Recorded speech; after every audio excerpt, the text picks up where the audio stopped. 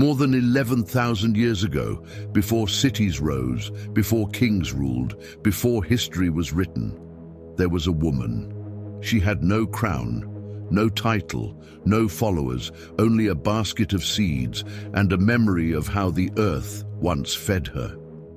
In the cradle of the Fertile Crescent, what we now call Syria, Turkey, Iraq and Jordan, the world was changing. Ice was melting, rains were shifting, and humankind was struggling to survive. And it was here, in this quiet and forgotten corner of time, that one of the greatest revolutions began, not with war or invention, but with a single, silent act: planting a seed. For thousands of years, humans lived as hunters and gatherers.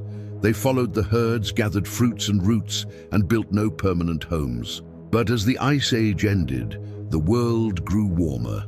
Animals moved north, wild plants became unpredictable. The once rich valleys of the Levant began to dry. Food was harder to find, and survival demanded something new.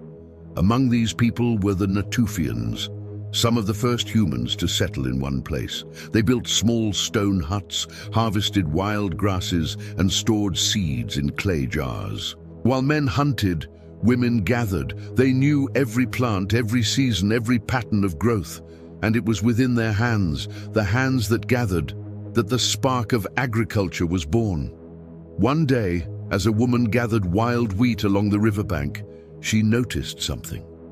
At the edge of her camp, where seeds had spilled the previous season, small green shoots were pushing through the earth. The same plants she had harvested were growing on their own. She stopped, knelt, and touched the soil. It was soft, rich, moist, alive, and in that moment, a thought took root. What if the plants could grow here, where we live? What if food didn't have to be hunted or gathered, but grown? The next season, she tested her theory. She scattered a few seeds near her hut, in a patch of earth warmed by the sun. She watered them, watched them, protected them from animals, and slowly, tender shoots rose again. It was a small experiment, but it would change the world forever. Over the years, the women of her tribe noticed her small garden growing near the camp.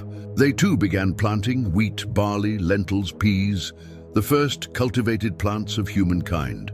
No one called it farming. It was simply a way to survive.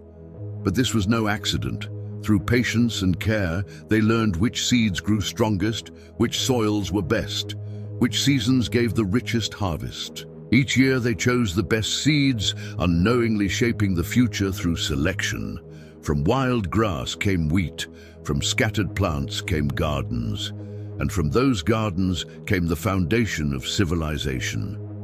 As the gardens grew, so did the people. No longer did they wander endlessly. They built homes, small at first, and then villages. Children grew up where their parents had lived. The rhythm of life began to follow the rhythm of the earth, planting in spring, harvesting in summer, storing through winter. Fire pits turned into kitchens, baskets became granaries, and where once stood a camp of gatherers, now rose a village of farmers. The simple act of planting seeds had unlocked abundance. For the first time, humans could control their food supply. And with food came population, stability, trade, and time to think, build, and dream.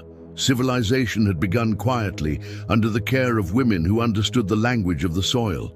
In many early societies, women remained the guardians of seeds. They chose which to plant, which to save, and which to trade. They became the first genetic scientists, shaping crops generation after generation. And as their influence grew, so did their place in belief and myth. Across cultures, the divine feminine was linked to harvest and life. Demeter in Greece, Isis in Egypt, Inanna in Mesopotamia. Each goddess a reflection of those ancient women, the life-givers, growers, sustainers, but history would later forget them. As agriculture expanded, men took over the heavy labor, the plow, the trade, the titles, and the memory of those first women faded into myth. Yet, their fingerprints remained. In every seed sown, every field harvested, every loaf of bread ever baked. Archaeologists have uncovered their legacy. At Tel Abu Huraira in modern Syria, grains of wheat show the first signs of cultivation. At Ohalo II in Israel, charred seeds and grinding stones prove that people were already processing wild cereals 23,000 years ago. Each discovery whispers the same truth. Agriculture did not begin with men wielding plows, but with women gathering, experimenting, and nurturing.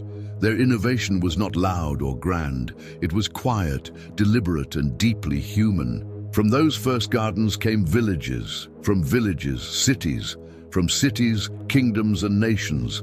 The seed, once a symbol of survival, became the foundation of everything that followed. Trade, economy, architecture, art, all of it sprouted from that first act of cultivation. It is not an exaggeration to say, without the women who planted the first seeds, there would be no civilization at all. Even today, in many parts of the world, women are still the custodians of seeds, saving, sharing, and planting the lifeblood of humanity. Their work, often unnoticed, echoes across thousands of generations.